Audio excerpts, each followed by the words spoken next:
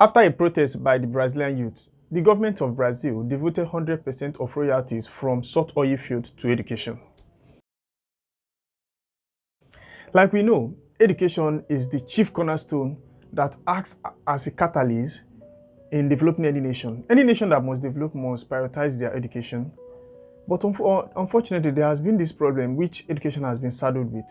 Oftentimes, education is entangled with politics, which hinders its growth. So today we're going to look into Brazil, India, and compare it to Africa. I mean, the things Africa has to learn from these two countries. For any nation to move forward, then they have to prioritize their education. But unfortunately, there has been this problem which education generally face, especially in Africa: the interference of politics in education. Just like Brazil has done right by every money that comes out from the salt oil field goes to education. I wish Nigeria can actually adopt this policy by taking out all proceeds from the Nigeria liquefied natural gas to our educational sector, so that we won't have all this strike and all this problem. So today we're actually going to explore India, Brazil, in contrast to how Africa should emulate them, so that education can work independently of political influences. Just recently, the federal government of Nigeria said they can't fund tertiary institutions. That is why they just introduced the student loan. But what are the problems of education in Africa as a whole? You know, I would like us to start from the giant of Africa, like they claim Nigeria to be the giant of Africa. The problems we have in our tertiary institution is, number one, strike. There's always strike in our higher institutions. Two is the inadequate funding. There is no funding for R&D, research and development, in most universities in Nigeria, even in most in Africa, to be candid. The third one is poor infrastructure. Some of the federal universities we have in our country, when you visit there, oh, you think like, God, what is this? Number four is low salaries for our lecturers. A salary in Nigeria earns between, I think, 400 to 500,000 or so, whereas a National Assembly member earns above 24 million per month. And then number five is policy inconsistencies. There are a lot of policies in our education that always changes, such that you don't even know what to expect next. Like recently, the JAMB reduced their cutoff mark to 140. 140 or out of 400. How can somebody that did not score up to 50% be qualified to go into the university? Our jails are filled with petty thieves, while the grand thieves are the ones running the country. Just look at Brazil. The dedication of 100% of royalties from salt oil field is an indication of the fact that they have their priority rights. You know, for Brazil to actually make that statement about the priority shows they want to make progress. It recognizes the fact that investment in education is like investing in long-term development. And to be honest, it's paying off. You know, you have to empower your youth, because that will actually drive economic growth.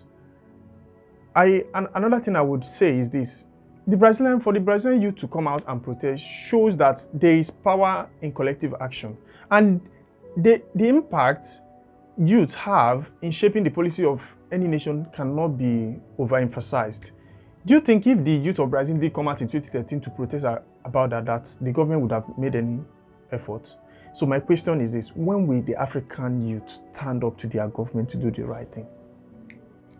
Now, let's turn our attention to Africa, a continent brimming with immense potentials. But nobody cares about your potentials if it cannot be transformed to the development of your people. Africa has diverse nations with unique cultural, economic, and political landscape. Everyone has its own pattern. But in this case, I would want us to actually pick a leaf from India and Brazil. You know, by learning from the experiences of India and Brazil, Africa can actually forge a path in, developing our educational sector. You know, each time I look at the fact that India are ahead of many nations educationally, most of the IT guys you have all over the world are Indians. These guys are good. But it started somewhere. They have to prioritize their education. What are we prioritizing in this part of our world? And finally, it is essential for African nations to develop their own unique strategies and take into account our cultural diversity and specific needs. However, we can learn from both India and Brazil to inform our approach and tailor it to our own context. There's a way, there are a lot of things you're going to pick outside which will not suit your own people. So I implore the African leaders, especially ministers of education all over Africa, to actually pick a leaf from the way these other countries are actually moving their country forward. There's something I wrote down while I was making this video, and I would read it this way.